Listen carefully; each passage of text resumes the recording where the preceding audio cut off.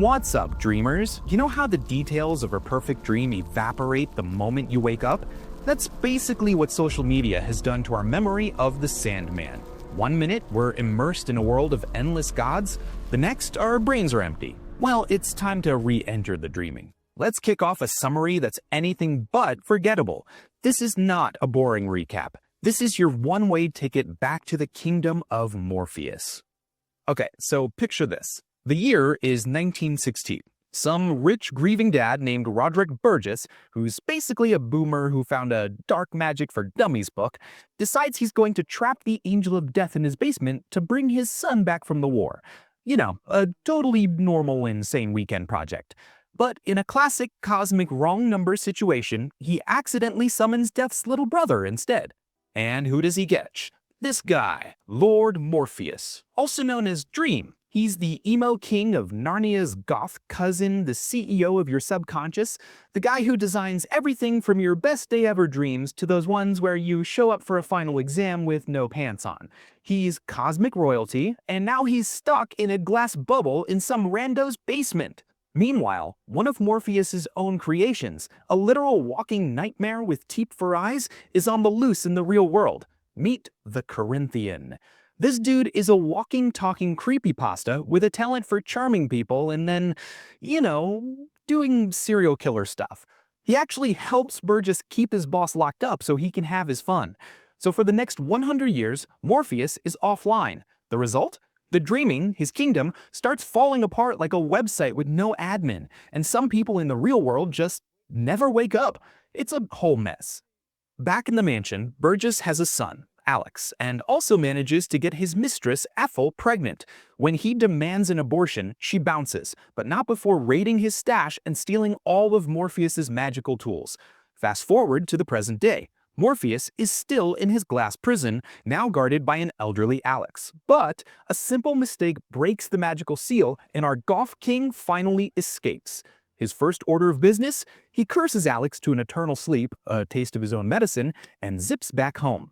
He gets back to the dreaming only to find it in shambles. His ever-loyal assistant, Lucifer, who is basically that one employee who holds the entire company together while the CEO is on a century-long vacation, gives him the bad news. His kingdom is crumbling and all his tools of power are missing. It's a cosmic scavenger hunt, folks. Morpheus has to go back to Earth and find his pouch of sand, his helm, and a powerful ruby. First stop, the pouch. To get it, he needs to find Joanna Constantine. She's a supernatural private investigator with more drama and snark than a whole season of a CW show. She has the pouch of sand, and after a little demonic side quest that involves sending a demon back to hell, she agrees to give it back in exchange for Dream curing her of some gnarly nightmares. Deal. Next up, the helm. This one's a bit trickier because it's in hell. Yes, that hell. To get it back, he has to challenge the demon who has it, but the demon's champion is none other than the boss herself. Enter Lucifer Morgenstar. She's the fallen angel CEO of Hell Inc., less pitchfork and horns, more cosmic power in a killer outfit. They have a battle of wits, a sort of metaphysical rap battle, and Morpheus wins, snatching his helmet back. 2 down, 1 to go. The final item, the ruby, is with Ethel's son, John D. Fearing Dream's return, Ethel gives her son her amulet of protection, which basically vaporizes her and juices him up. Now, John D is a guy who thinks the world's biggest problem is lies, so he takes the ruby to a diner and uses its power to create a world of brutal, unfiltered honesty. Spoiler alert, it does not go well. Humanity without its little white lies devolves into chaos and murder in about 5 minutes. Morpheus shows up, they have a magical showdown, and John, thinking he's being clever, shatters the ruby to absorb its power. Bad move. All the power just flows back to its original owner. He gets a massive power-up and sends John to a mental institution. With his tools recovered, Morpheus is ready to get back to business. But first, he gets a visit from his big sister. This is Death. Forget the Grim Reaper, she's the cool, perky, goth older sister of the universe who gives the absolute best life and death advice. She teaches him that his job isn't to rule humanity, but to serve it.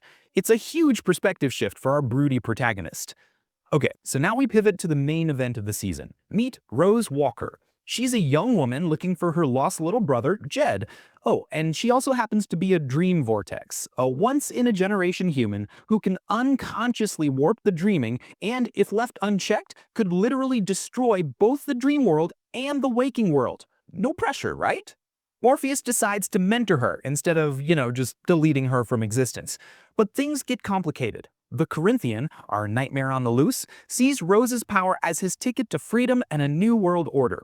He kidnaps her brother Jed to use as bait and lures her to a serial convention, which is actually a Comic-Con for active serial killers who worship him. We're not making this up. Rose, with the help of a kind old man named Gilbert, who is secretly a runaway dream realm named Fiddler's Green, heads straight into the lion's den. Morpheus arrives just in time for an epic confrontation. He uncreates the Corinthian right in front of his horrified fan club, basically telling them their god was just a rogue beta test. He saves Rose and Jed, but the vortex problem remains.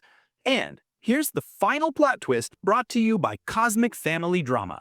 The reason Rose is a vortex is because Morpheus' chaotic, androgynous twin sibling, Desire, the ultimate cosmic troll who lives in a giant statue of themselves, meddled with her bloodline a century ago.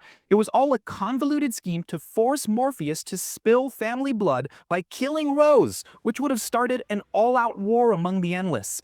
But at the last second, Rose's great-grandmother, Unity Kincaid, one of the original victims of the sleeping sickness, steps in. She tells Rose to pass the vortex power back to her, and she sacrifices herself, saving everyone. The world is safe, Desire's plan is foiled, and Rose gets to live a normal life. In the end, Dream confronts Desire, puts them in their place with the wisdom he learned from death, and returns to the dreaming. He's no longer just a king on a throne. He has a renewed sense of purpose. He starts rebuilding, creating new dreams and nightmares, ready to serve. But wait! Just as you think it's all wrapped up, we cut back to hell, where Lucifer is plotting something big with all the demons. Revenge is on the menu, and it looks like Dream is the main course. So, what did we learn? That cosmic beings have family drama that's way worse than yours? That absolute honesty would probably destroy civilization? Or that you should never ever trust a guy who wears sunglasses indoors 24/7? If you dug this recap, smash that like button, subscribe, and hit the bell so you don't miss our next deep dive. Next up, we might just be asking, what happens when Hell's management decides to quit for good? Stay tuned.